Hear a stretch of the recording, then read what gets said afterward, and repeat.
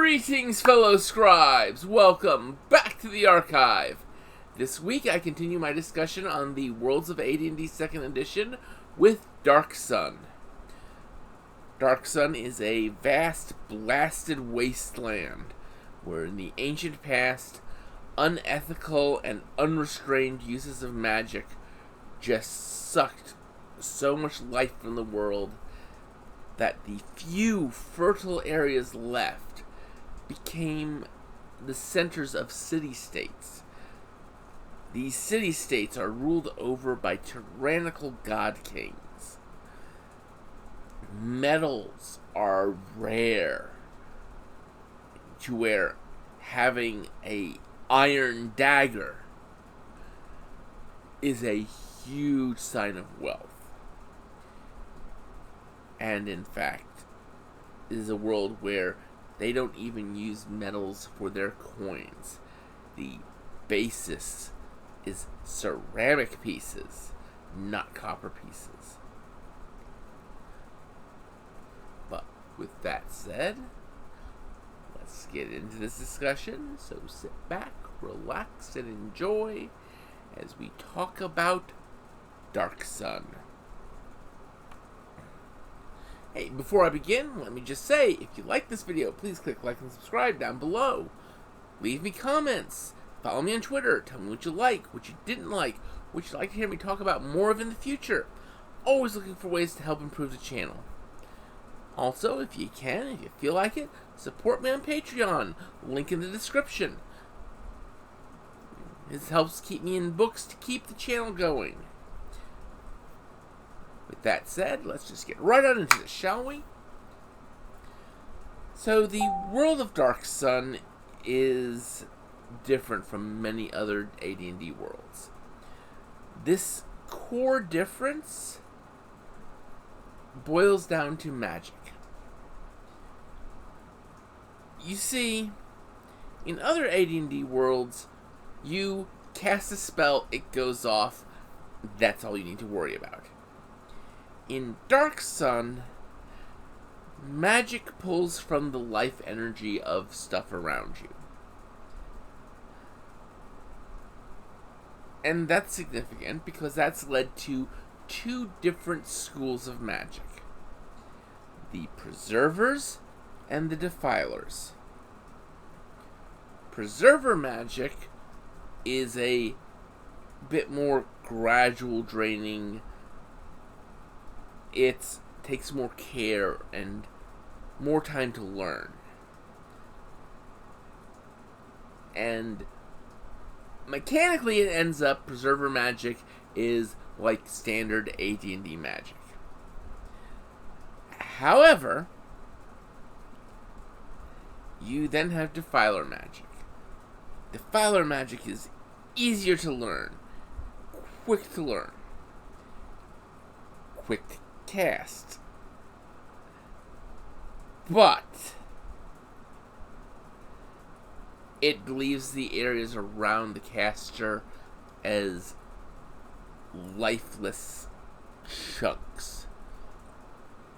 A Defiler casts a spell and a area around him or her just gets turned into this gray, lifeless, infertile ash. As everything in it, every bit of life, every microbe, every bacteria, every blade of grass, if you're in an area that has grass, gets sucked of all life, all potential for life. And Defiler magic is what is generally considered to be the reason why Athas is the way it is. That in the ancient past, Defilers were just so common that they just devastated the world.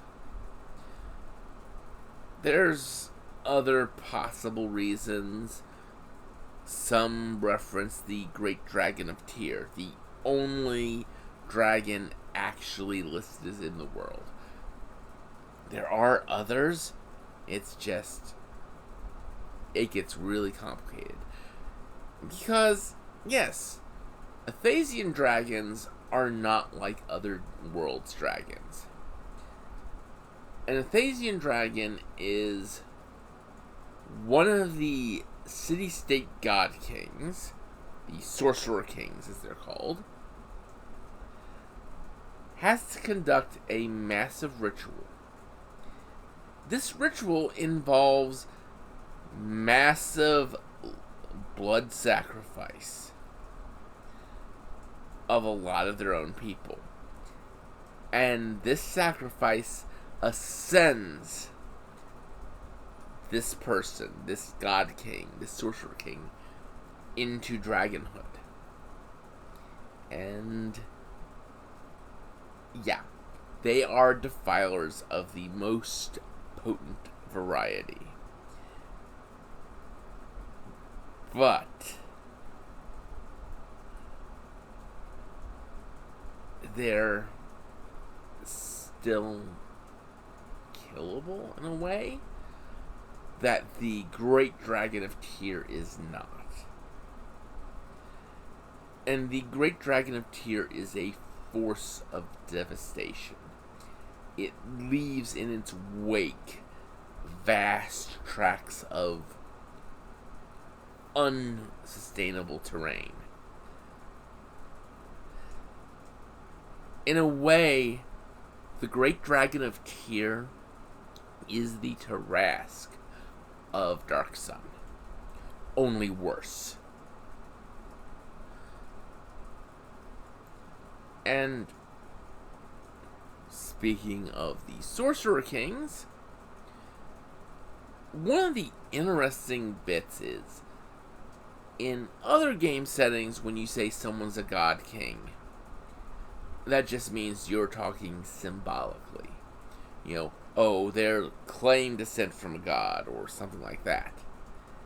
In Dark Sun, while they're not claiming descent from a god, because Dark Sun doesn't have gods. I'll get to that in a moment. These entities, these Sorcerer Kings, have clergy called Templars. And this clergy is actually empowered by them, just like clerics of various gods would be on other settings.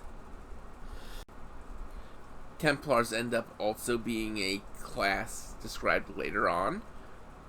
But the big thing with Templars is they are the Sorcerer King's clergy, and they are the judges, juries, and executioners, and the police, and all that of the cities. The Templars maintain order, often a corrupt and not what we would consider a just society, for they will abuse their authority. But they still maintain order, keep down slave revolts, and stuff like that. Of course, the World of Dark Sun, as I mentioned, does not have gods like other settings do. What it has is, it does have clerics. They worship the elements. Fire, wind, water, earth. And of course there are druids who, they draw their power from nature, and they tend to be protectors of a area, of a specific region. So they're kind of a little bit different from other settings druids as well, who are the generally the priesthood of nature deities.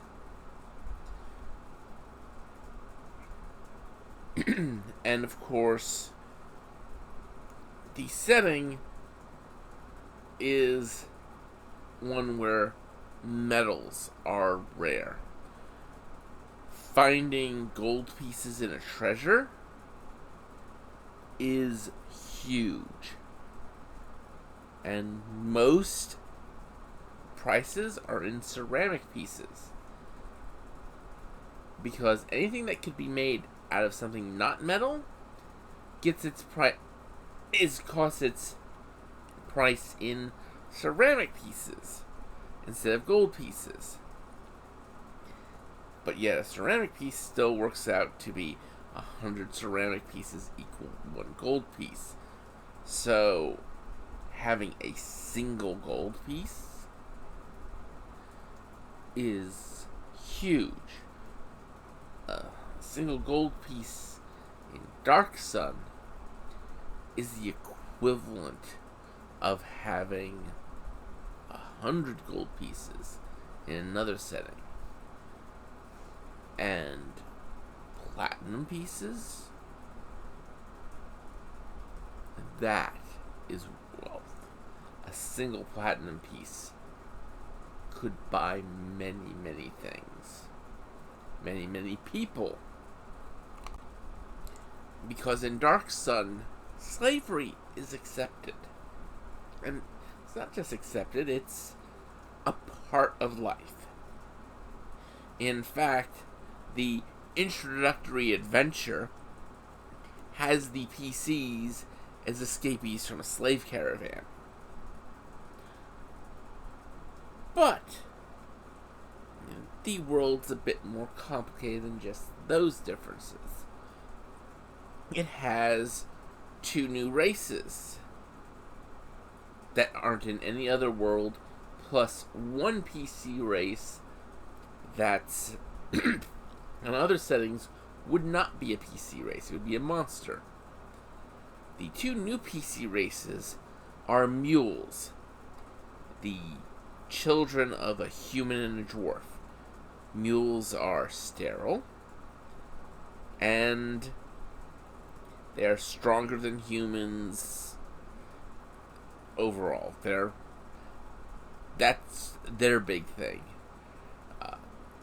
Half-giants are magical creations from the ancient past. In later eras, they would be called Goliaths. But at the time of Dark Sun, they were called half-giants. They're big, they're strong. They can take a pounding.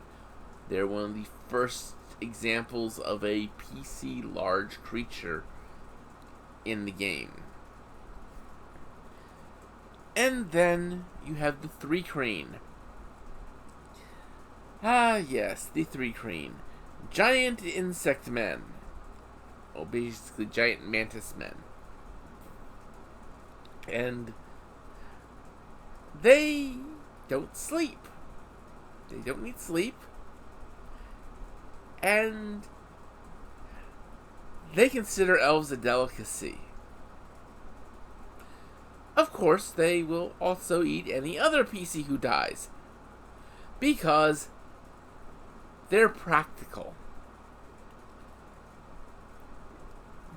Yeah.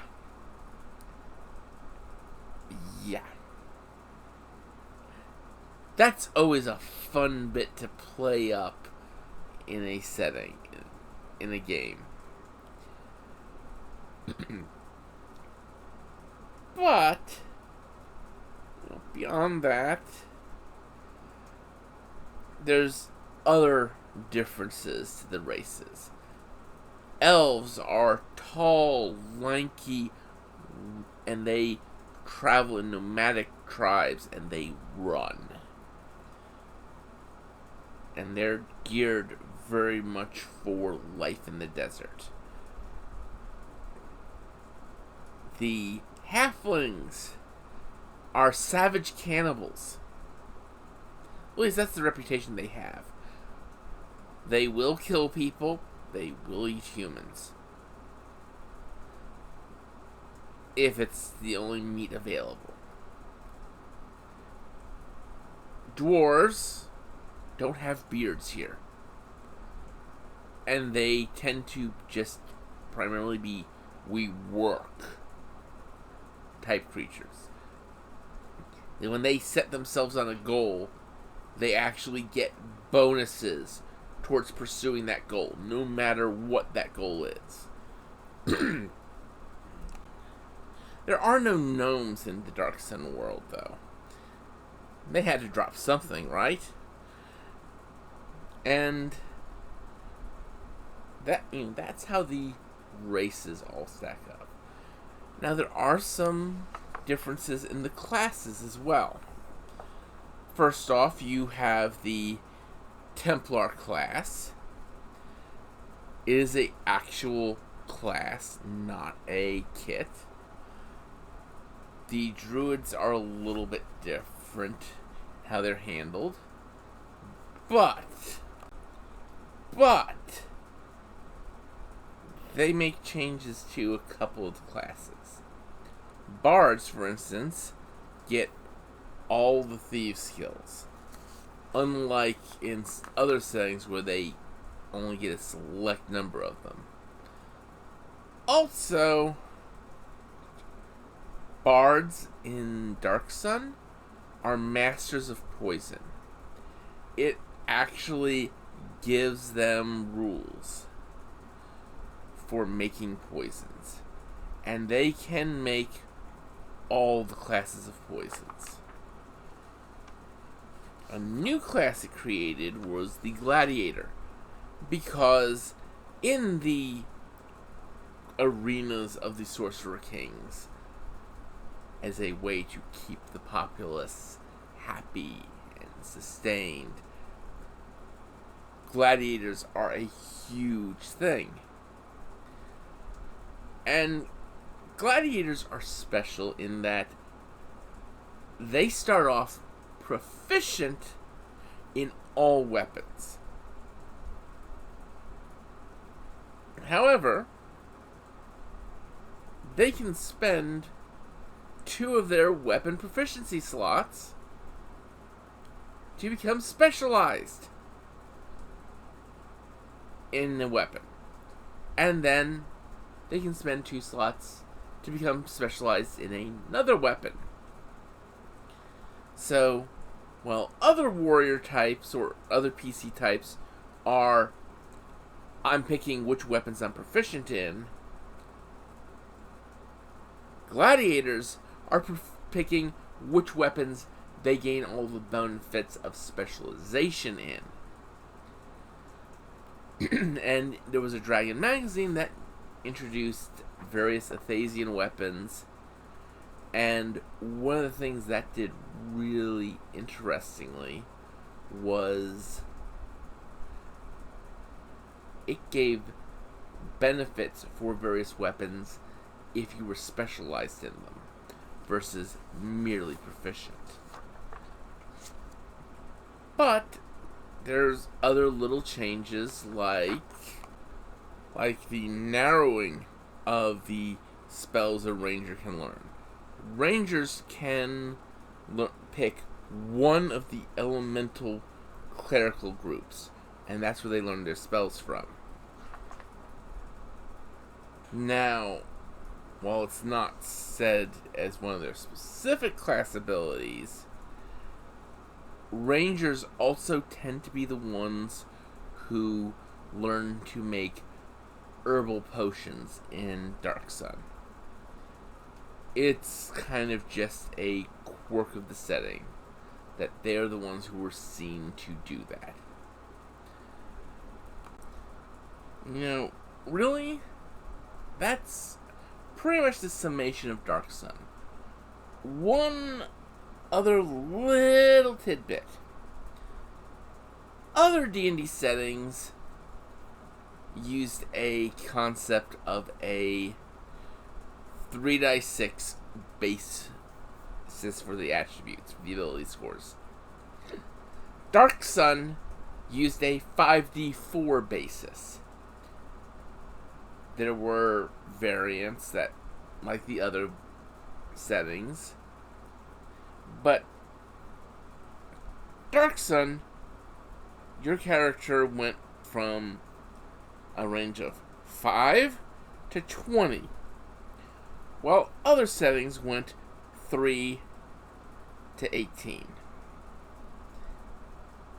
That's a big difference, because the world of Dark Sun was a very, very inhospitable setting. So, having high stats meant having a higher chance of living past first level. Or past, first session. You also did not begin as a first level character. You began as a third level character. And, oh yeah, you didn't make one PC, you made 3. And while your backup PCs got a percentage of the XP the one you were currently running got, and you were expected to switch out between the different characters just to kind of keep them balanced, pretty much it was a setting that began with the concept of, you're probably going to lose your first character, make 2 backups when you're making your first character, because it's that deadly.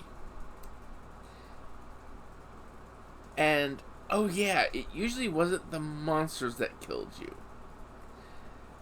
It was usually things like dehydration. And they had rules for that. That was actually the first setting that had rules for dehydration. But I believe that's pretty much all there really is to talk about right now on Dark Sun. Maybe I'll come back and visit this setting again once I've gotten some physical copies of some of the older books, because this has always been one of those more intriguing settings for me. But, all that said, would you all just remember, until next time, have fun and keep gaming.